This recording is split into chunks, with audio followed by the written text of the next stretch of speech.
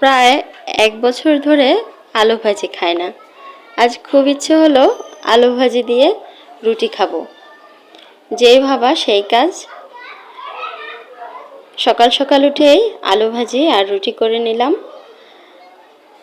বাড়িওয়ালা নোটিশ করেছিলেন আজকে পানি থাকবে না, উনি বাসায় থাকবে না, যার কারণে মোটর ছাড়া যাবে না। সেজন্যই ছুটির দিনেও একদম সকাল সকাল উঠে আগেভাগেই নিজেদের নাস্তাটা তৈরি করে নিলাম। আলু ভাজি দিয়ে আটার রুটি কিন্তু দারুণ মজা। ডাক্তারের নিষেধাজ্ঞার কারণে অনেক দিন ধরে আলু ভাজা খাওয়া হয় না। তা আজকে ডাক্তারের নিষেধ উপেক্ষা করেই ভাবছি যে খাবই। না খেয়েও তো আর সুস্থ থাকতে পারি না, আজকে একদিন খাই। প্রথমেই ছোট ছোট একদম দেশি আলু নিয়েছি। এগুলি আমার জয়পুরহাটের বান্ধবী আমাকে গিফট করেছিলেন। ওনাদের একদম নিজের ক্ষেতের আলু। বেশ অনেক দিন আগে আলুগুলো দিয়েছিলেন, কিন্তু রমজান হওয়াতে আমি এগুলি খেতে পারিনি। আজকে ভাবলাম সে আলুগুলো দিয়েই একটু আলু ভাজি করে নিই। আলুগুলোকে প্রথমে একবার ধুয়ে নিয়েছিলাম, ধুয়ে একদম কুচি কুচি করে কেটে আবার ভালোভাবে ধুয়ে নিচ্ছি। সাথে রেডি করে নিয়েছি পেঁয়াজ, রসুন এবং টমেটো। বেশ কচলিয়ে কচলিয়ে ৫-৬ বার ধুয়ে নেওয়ার পরে একটা স্ট্রেনারে নিয়ে নিব পানিটা ঝরে যাওয়ার জন্য। এভাবে কুচি কুচি করে আলু ভাজি দিয়ে রুটি খেতে কে কে পছন্দ করেন কমেন্ট বক্সে জানাবেন। আমরা অনেকেই সকালবেলায় আলু ভাজি দিয়ে রুটি খেয়ে থাকি। আলুতে অনেক ফ্যাট, শর্করা জাতীয় খাবার আলু, যার কারণে যাদের ওয়েট বেশি, ডায়াবেটিস, হার্টের প্রবলেম আছে, তাদেরকে আলু একটু অ্যাভয়েড করতে বলেন ডাক্তাররা।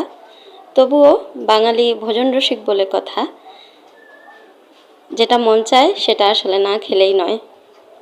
আলুগুলো ভালোভাবে ধুয়ে নেওয়ার পরে পেঁয়াজ, রসুন, টমেটোর সাথে দিয়ে দিয়েছি একটি কড়াইতে, সাথে দিয়েছি সামান্য হলুদ গুঁড়া, লবণ, পরিমাণ মতো একটু তেল আর দিব কাঁচামরিচ। আমি আর এখানে অন্য কোনো মশলা ইউজ করব না। আমার বাচ্চাদের চেয়েছিলাম আলু ভাজিটি খাওয়াতে, যার জন্য একদমই ঝাল কম দিয়েছি। আর একটু ঝালঝাল হলে ভাজিটি আরও বেশ মজা লাগতো। এখানে কোনো আমি পানি ব্যবহার করিনি, আলুটি কষলাতে কষলাতে পানিটি বের হয়েছে।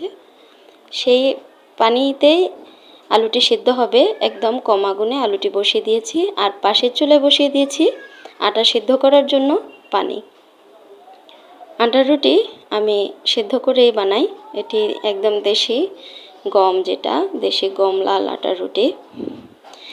আর কিছু পরোটা করে নিব। বাচ্চারা আটার রুটি খেতে তেমন একটা পছন্দ করে না, যার কারণে কিছু ময়দা ছিল বাসায়, বেশি ছিল না, খুবই অল্প ছিল। তাও অনেক দিন আগের রমজানে ২-১ বার পরোটা করে, নান রুটি করে খাওয়া হয়েছিল। বাকি যেগুলি আছে সেগুলি প্রথমে একটু চেলে নিলাম। চেলে নিয়ে দেখলাম যে কোনো ধরনের পোকা টোকা হয়েছে কি না। না, দেখলাম যে ময়দাগুলো খুব ভালোই আছে। তো ময়দাগুলো দিয়ে ভাবছি তাদেরকে কয়েকটা পরোটা করে দিব। তাদের ৩ জনের জন্য হলেই হবে। তো ময়দার ডোটাও রেডি করে নিয়েছি পরোটার জন্য। একদম সামান্য লবণ, তেল এবং পরিমাণ মতো পানি দিয়ে নরম একটা ডো রেডি করে এক পাশে রেখে দিয়েছি। আর পাশাপাশি রুটিগুলো তৈরি করে নিচ্ছি। আটার রুটি আমি আর আমার হাজব্যান্ড খাবেন, আর পরোটা বাচ্চারা খাবে। এই তো আটার রুটি বেলা হচ্ছে। আমার হাজব্যান্ড আমাকে সেকার কাজে সাহায্য করেছিলেন। আমি বেলে দিয়েছি, সে সেকে দিয়েছে। দুজন মিলে কাজ করলে আসলে কাজে অনেক সহজ হয়ে যায়। আমার একটু শরীর খারাপ, তার উপরে সকাল সকাল উঠে যখন কাজ করছি, সে একটু বকাই দিল, বলল যে বাহির থেকে আনবে। কিন্তু বাহিরের খাবার বাচ্চাদেরকে এবং আমার সাহেবকে আমি খেতে দিতে চাচ্ছি না, তাদের সুস্থতার কথা চিন্তা করে। সেজন্যই নিজে বাসায় তৈরি করে নিলাম। এই যে ডোটি তৈরি করেছি পরোটার জন্য, সেখানে মাত্র 4টি পরোটা হয়েছে। আমার 3 বাচ্চার জন্য এই 4টি পরোটাই যথেষ্ট। এই তো আটার রুটি, পরোটা এবং আলু ভাজি সব একদম গরম গরম রেডি। এখন শুধু খাওয়ার পালা। আলু ভাজিটি অনেক মজা হয়েছিল, ঠিক যেমনটি চেয়েছিলাম তেমনটি হয়েছে আলহামদুলিল্লাহ। আমার ভিডিওটি ভালো লেগে থাকলে লাইক, কমেন্ট এন্ড শেয়ার করে দিবেন। আর যারা ফেসবুক থেকে দেখছেন চ্যানেলটি ফলো করে দিবেন, ইউটিউব থেকে যারা দেখছেন চ্যানেলটি সাবস্ক্রাইব করে দিবেন।